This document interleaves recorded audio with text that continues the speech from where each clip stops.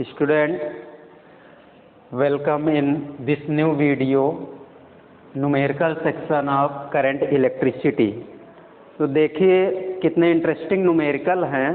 हम एक एक न्यूमेरिकल आपके सामने ला रहे हैं और आप उस पर थिंक करिए और सोचिए जो है क्वेश्चन कितना सिंपल कितना इजी है सॉल्व करना, अगर आपको थ्योरी के कॉन्सेप्ट क्लियर हैं तो क्वेश्चन फर्स्ट इज दैट, हम क्वेश्चन लिख रहे हैं आपके सामने, फिर उसका सल्यूशन देते हैं। The following graph, question first ये है, द फॉलोइंग ग्राफ, आपको इसके नीचे ग्राफ दिए जाएंगे। The following graph represent the following graph represent the current versus voltage and voltage versus current, current versus voltage and voltage versus current for the 6 conductors A, B, C, D and F. For 6 conductors A, B, C, D, E and F. ये 6 conductor given है। Which conductor has least resistance and which has maximum resistance? Which conductor has least resistance and which has maximum resistance.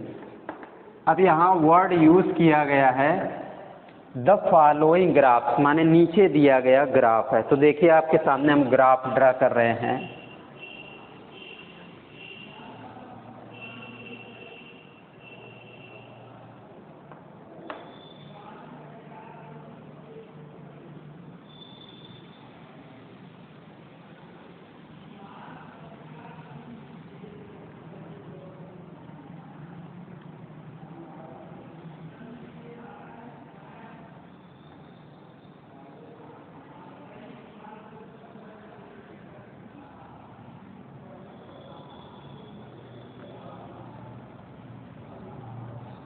एक graph ये है जो सबसे पहले लिखा गया करंट वर्सेस वोल्टेज। अब देखिए उसको कैसे पहचानते हैं, वर्सेस वर्ड यूज किया, करंट वर्सेस वोल्टेज। तो इसका मतलब कि करंट आपकी इस डायरेक्शन पर ली जाएगी और वोल्टेज आपका यहाँ लिया जाएगा। इसको बोलते हैं करंट वर्सेस वोल्टेज, माने करंट और वोल्टेज के बीच में। करेक्ट। अब इसके बाद एक ग्राफ और है ये,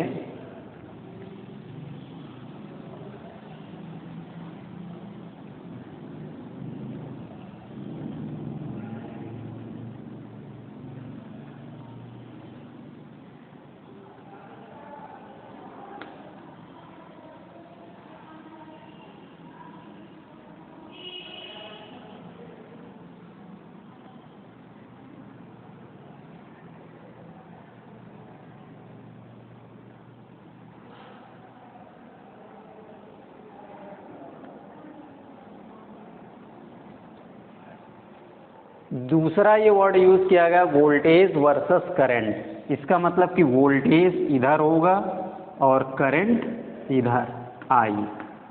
ये करंट वर्सेस वोल्टेज है और ये वोल्टेज वर्सेस करंट। दो ग्राफ आपको दिए गए।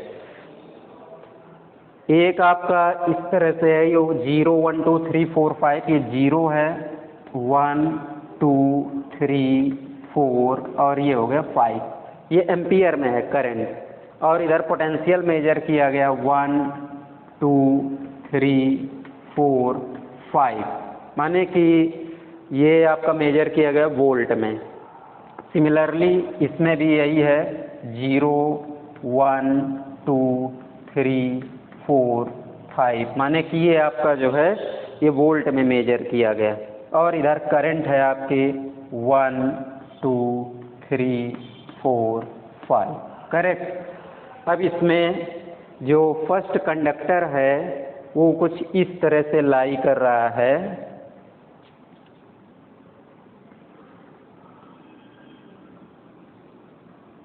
ये है कंडक्टर ए, इसका ग्राफ इस तरह से दिया गया। दूसरा कंडक्टर है बी, वो है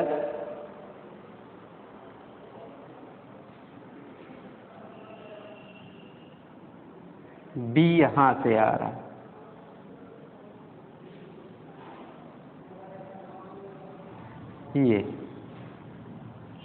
ये है आपका कंडक्टर बी, और सी जो आ रहा है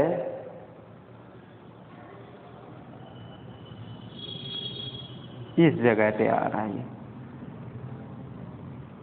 ऐसे, करेक्ट। ये देखिए ग्राफ, ये है कंडक्टर सी।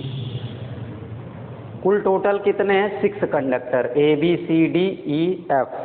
अब ये डी ई एफ के लिए इधर दिखाया गया सेम,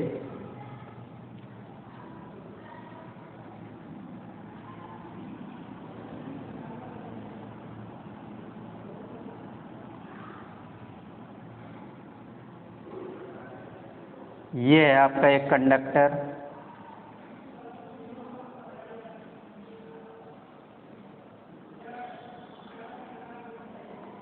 एक आपका ये कंडक्टर, सेम उसी पॉइंट से मिलाना है आपको, और एक आपका ये हो गया,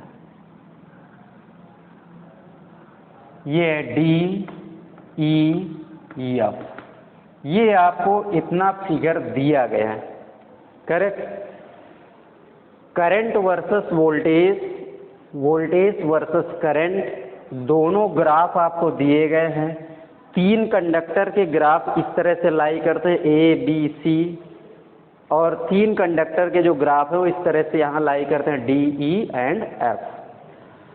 अब ये ग्राफ को आप देखिए, इसको वॉच करिए, और इन दोनों ग्राफ में से आपको ये बताना है कि ये जो 6 कंडक्टर हैं इनमें से किसका रेजिस्टेंस लीस्ट है और किसका रेजिस्टेंस मैक्सिमम है। सबसे ज़्यादा रेजिस्टेंस का कौन सा कंडक्टर है और सबसे कम रेजिस्टेंस का कंडक्टर कौन सा है, तो आप इसको पहचानिए इस ग्राफ में से। देखिए वेरी सिंपल, बहुत इजी है, क्वेश्चन में कहीं कोई डिफ़िकल्टी नहीं है। अगर आप थ्योरी के कॉन्सेप्ट क्लियर रखते हैं, आपने ओम्स लॉ पढ़ा है, सिंपली R = V/I, उसी से आप जो है क्या कहते हैं, किसी भी कंडक्टर का क्या फाइंड करते हैं, रेजिस्टेंस, क्लियर। तो ये सबसे पहले ग्राफ 1 में अगर देखा जाए तो देखिए हम यहाँ पे कॉर्नर पे ही सॉल्व करते हैं, इसका आंसर आपको देते हैं, कितना इजी है। जब आप आंसर पे जाएंगे तो इन ग्राफ 1, पहले ग्राफ फर्स्ट को देखिए। ग्राफ फर्स्ट में 3 कंडक्टर ये लाई कर रहे हैं, तो जो ग्राफ 1 में ये कंडक्टर ए है, ये करंट वर्सेस वोल्टेज है, मीन्स V/I। अगर यहाँ tan थीटा अप्लाई कर दें, tan थीटा का मतलब क्या होता है, स्लोप ऑफ लाइन। तो इस VI ग्राफ में जो स्लोप ऑफ लाइन होगा वही क्या रिप्रेजेंट करेगा, रेजिस्टेंस को। तो यहाँ पर देखिए कंडक्टर ए के लिए ये 0 है, ये A है पॉइंट, इधर ये 4 सेकेंड है, यहाँ से देखिए तो ये 2 है।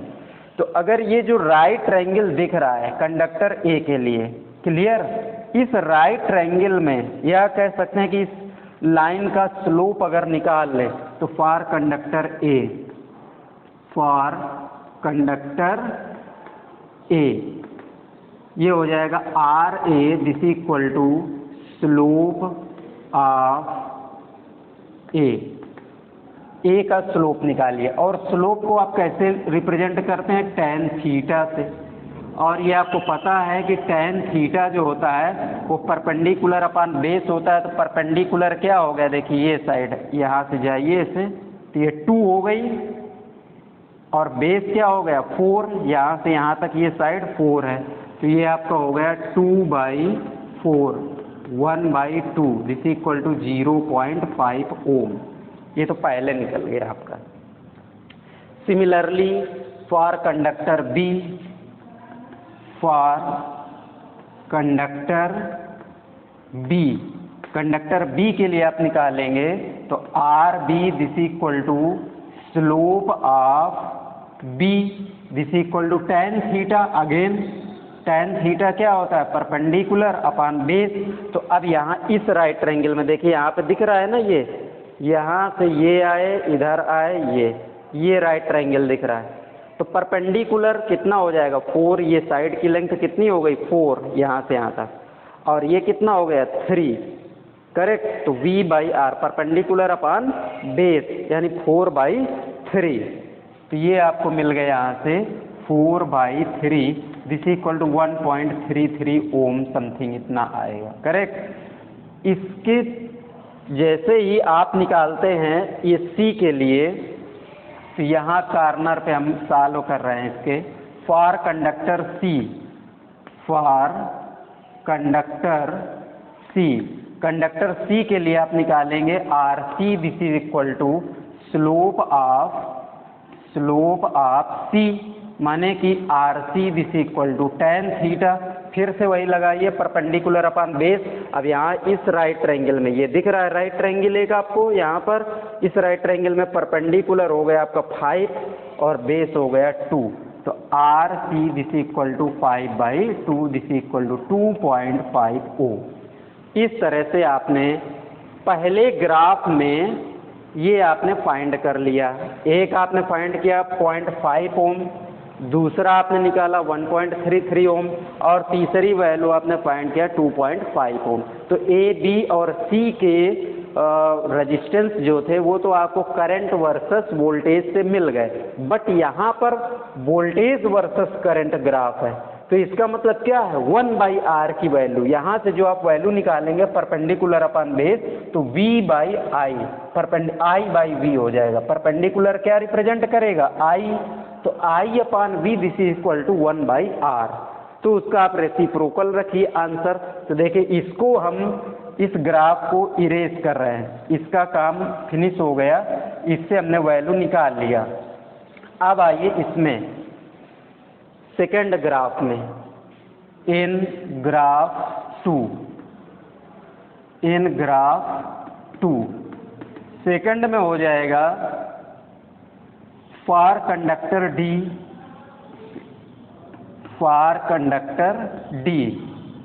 डी के लिए जो RD निकलेगा तो 1 upon slope of D means this equal to 1/tan theta, correct.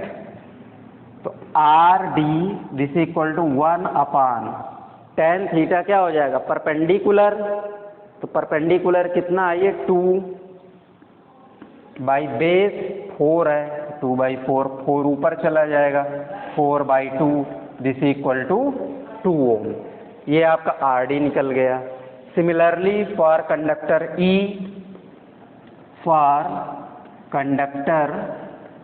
E, conductor E के लिए आप निकालेंगे RE this equal to slope of 1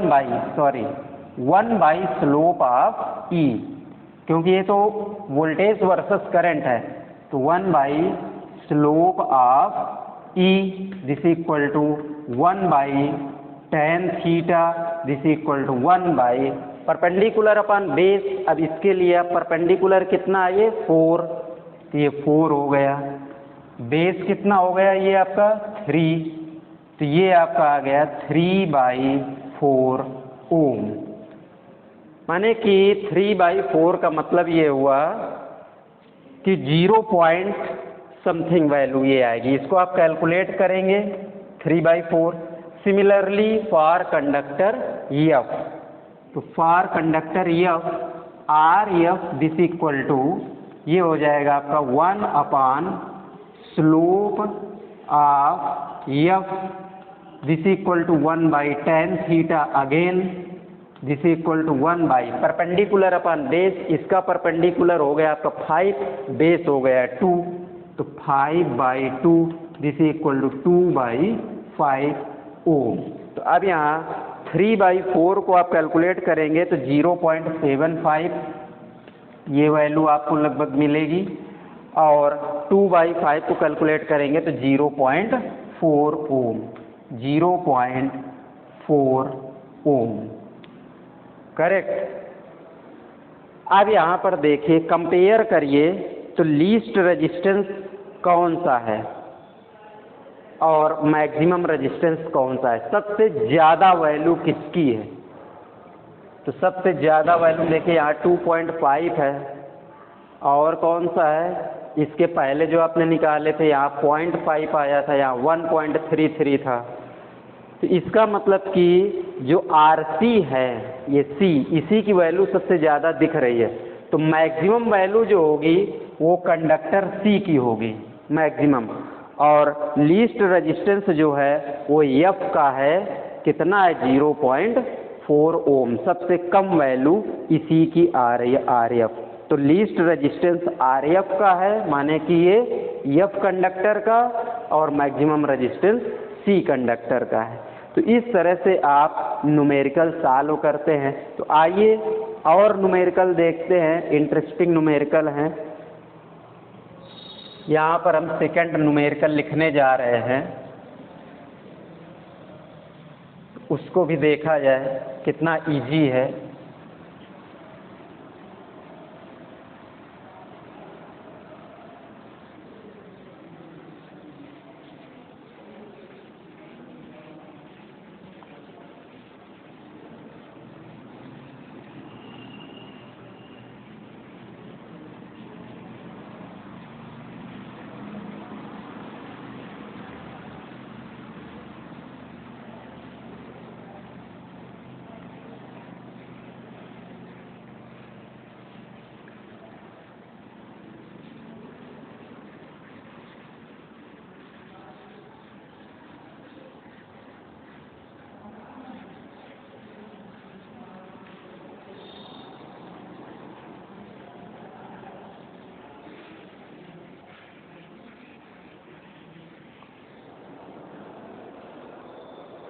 second question है,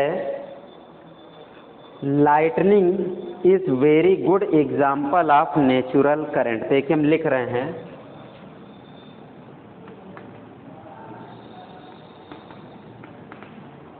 lightning is very good example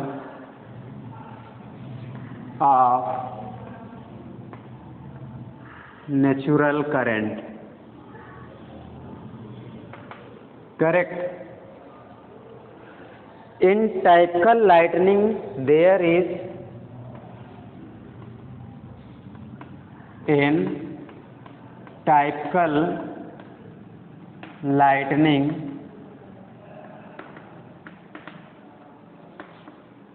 there is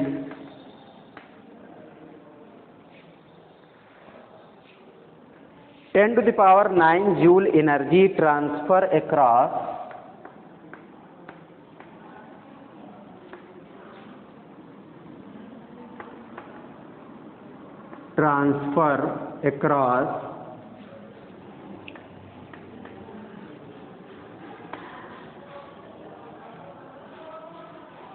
the potential difference 5 × 10⁷ volt. The potential difference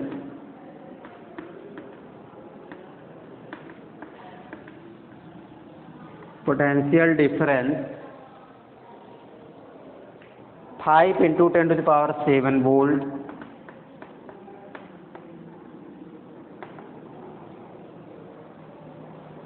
during a time interval of 0.2 second. During a time interval of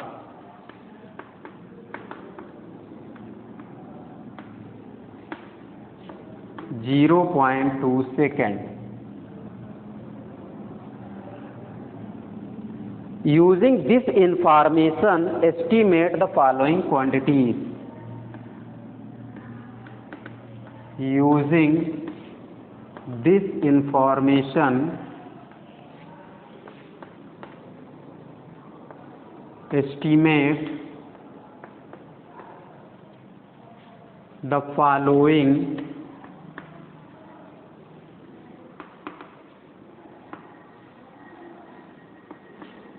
quantities. Number first, total amount of charge transferred between cloud and ground. Total amount of charge transferred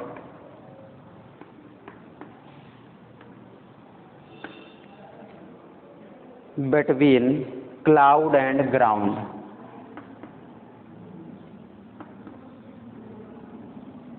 Cloud and ground. First quantity तो ये charge, amount of charge find करना है, cloud से ground तक कितना charge transfer हुआ। Second, the current in the lightning bolt, the current in the lightning volt, और third है the power delivered in 0.2 second,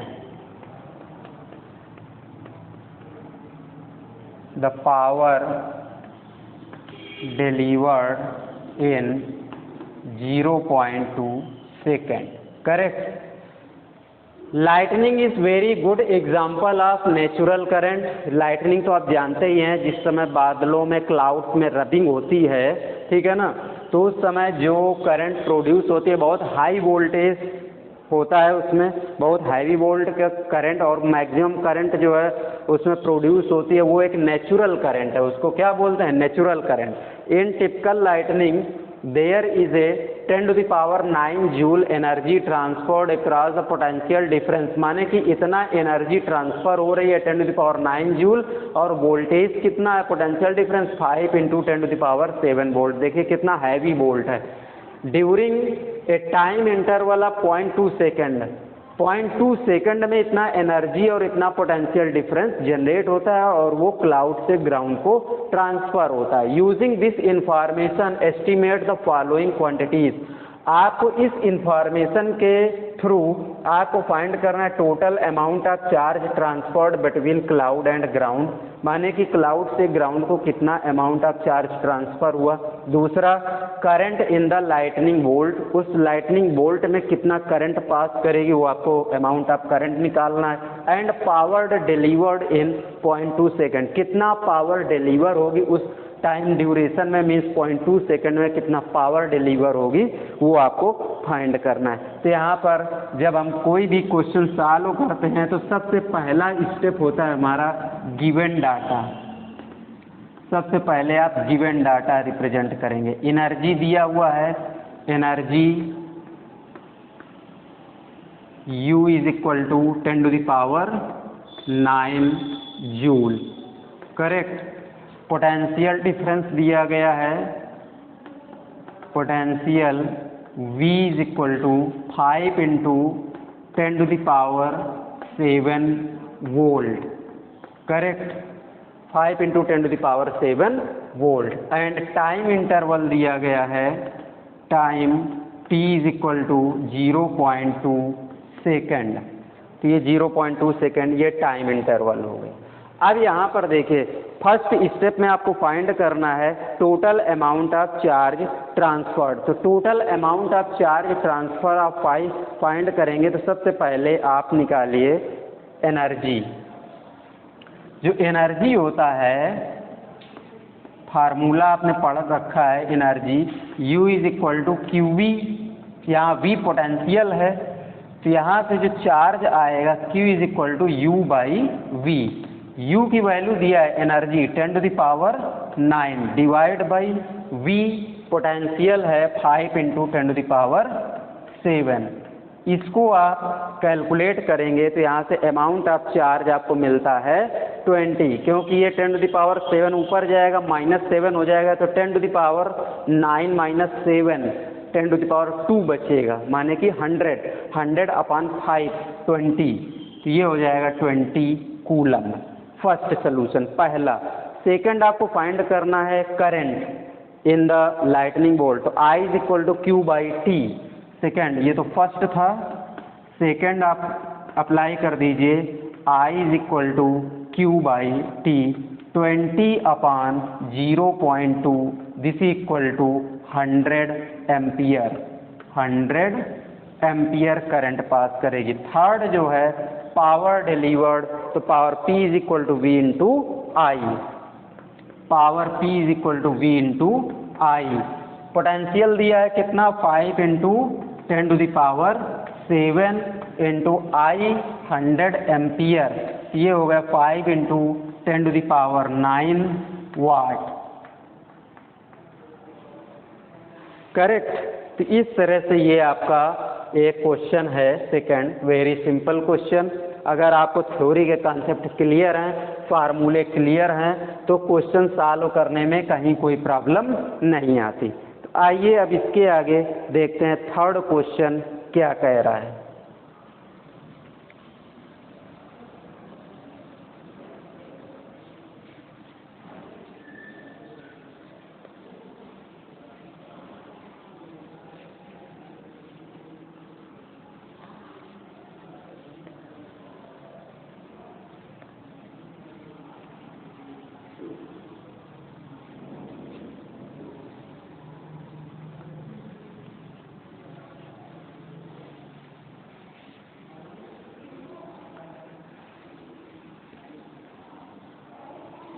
आइए उसको भी लिखते हैं। Question third is that a copper wire of 10⁻⁻6 metre square,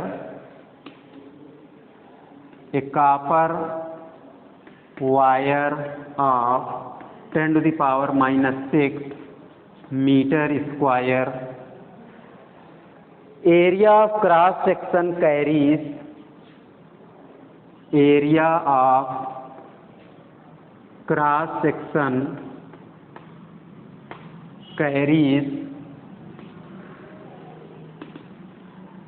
area of cross section carries a current of 2 ampere, a current of 2 ampere. If the number of electrons per cubic meter, if the number of electrons per cubic meter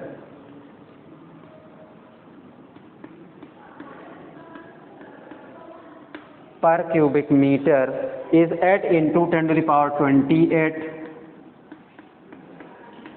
8 into 10⁻28. Calculate current density and average drift velocity. Calculate current density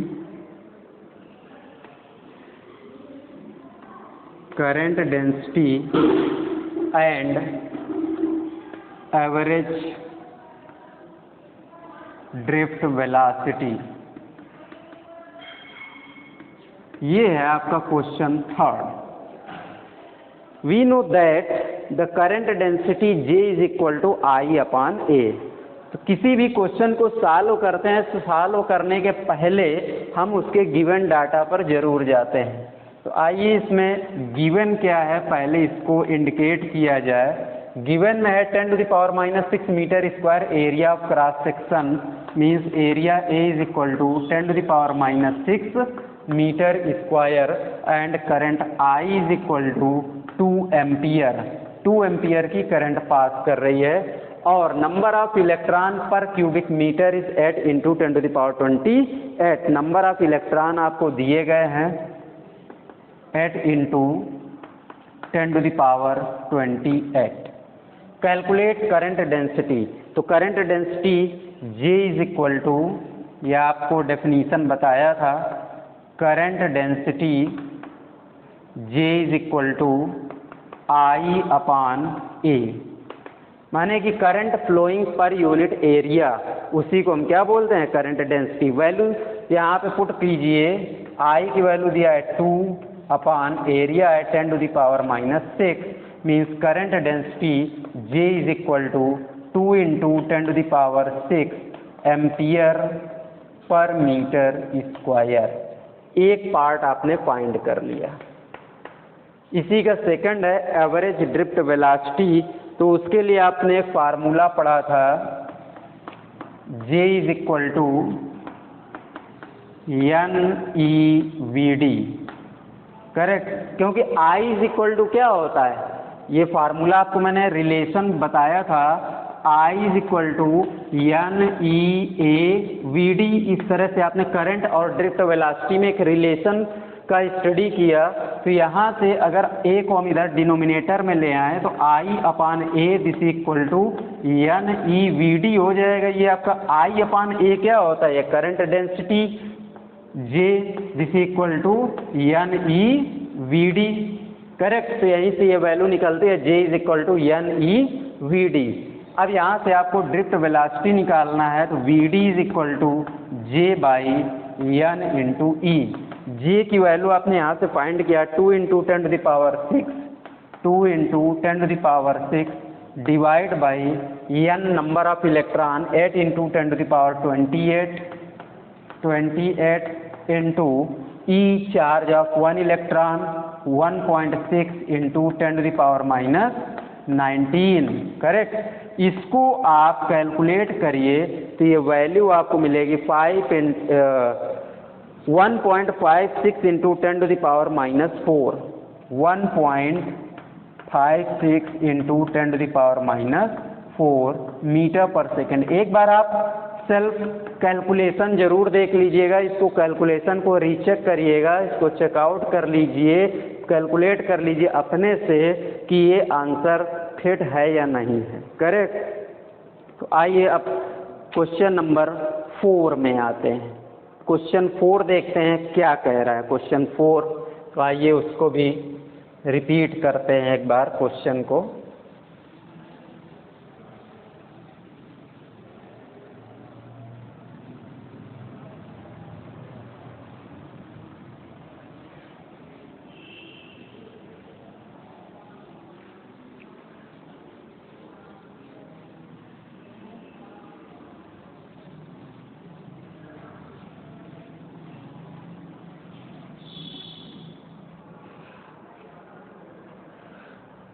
question number 4, इसका formula जो related है वो आप class 11th से study करके आए हैं, thermodynamics में आपने पढ़ा होगा।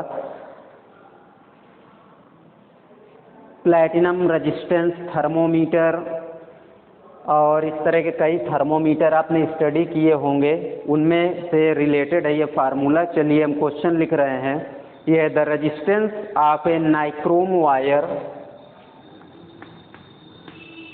the resistance of a nichrome wire at 0 degree centigrade is 10 ohm. At 0 degree centigrade is 10 ohm, correct. If its temperature coefficient of resistance, if its temperature coefficient of resistance, temperature coefficient of resistance is 0.004, is 0.004 per degree centigrade, per degree centigrade.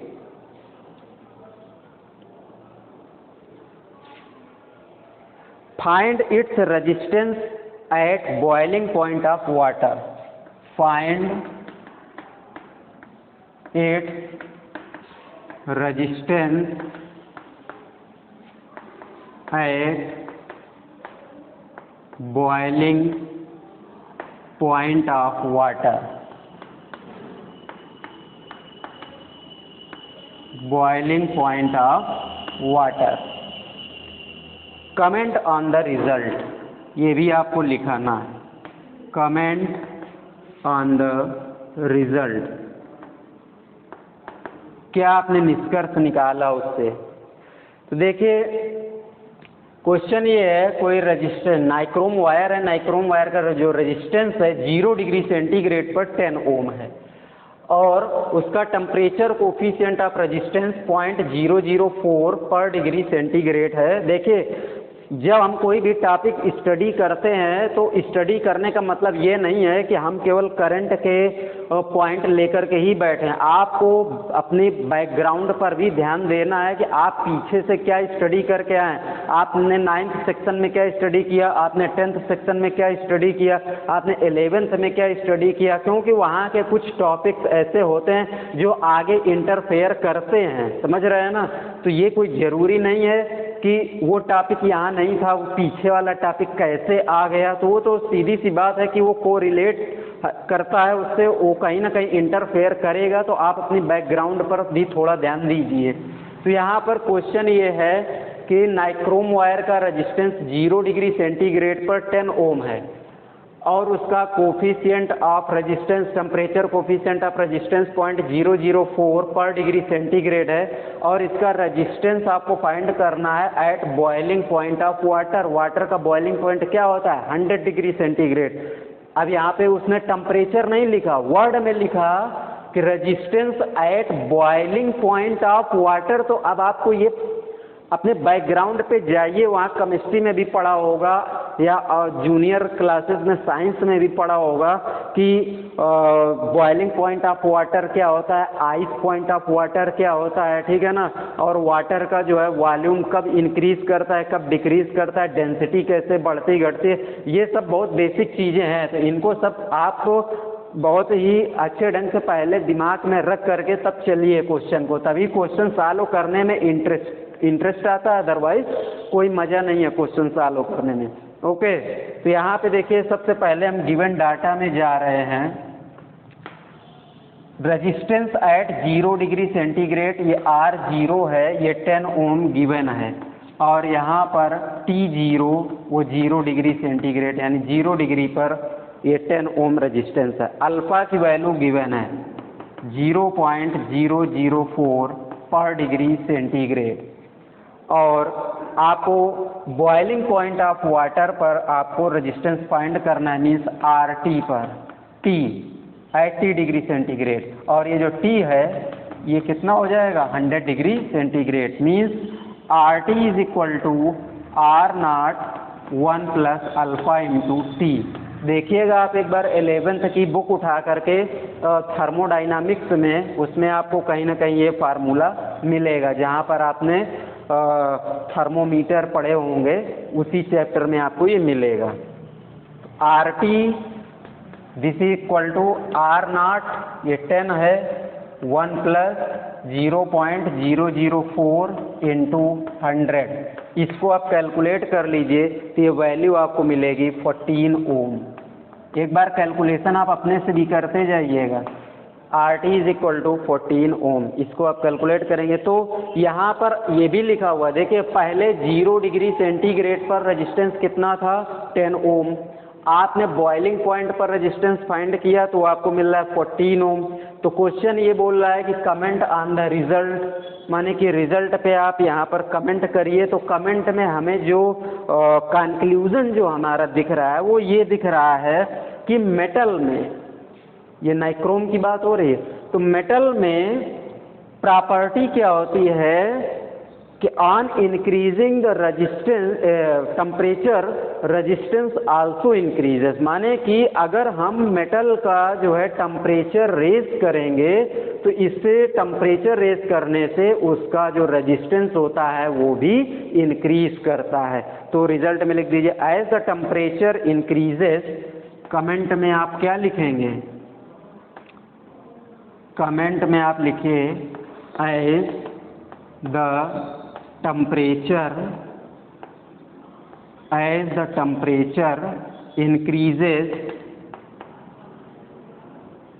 temperature increases, the resistance also increases. The resistance